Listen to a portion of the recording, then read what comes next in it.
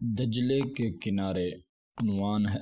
حضرت امام حسن بصری رحمۃ اللہ علیہ ایک روز دجلے کے کنارے جا رہے تھے کہ ایک حبشی کو دیکھا جو اپنے پاس ایک عورت کو لٹائے ہوئے ایک بوتل سے کچھ پی رہا تھا اور اس عورت کو بھی پلا رہا تھا۔ حضرت حسن کے دل میں خیال گزرا کہ اس شخص سے تو میں ہی اچھا ہوں جو ایسی حرکت کا مرتکب نہیں ہوں۔ یہ شخص عورت کے ساتھ شراب پی رہا ہے اور شراب کی بوتل آگے رکھی ہے۔ اسی فکر و خیال میں تھے کہ ایک کشتی اسباب سے بھری ہوئی دریا میں آئی جو چکر کھا کر ڈوب گئی۔ اس پر 10 آدمی بھی سوار تھے۔ وہ 10 غوطے کھانے لگے۔ اس حبشی نے یہ منظر دیکھا تو جھٹ اٹھا اور دریا میں کود کر ایک ایک کو نکالنے لگا، حتیٰ کہ 9 آدمی اس نے نکال لیے، اور پھر حضرت حسن بصری کو مخاطب کر کے کہنے لگا کہ اے حسن بصری،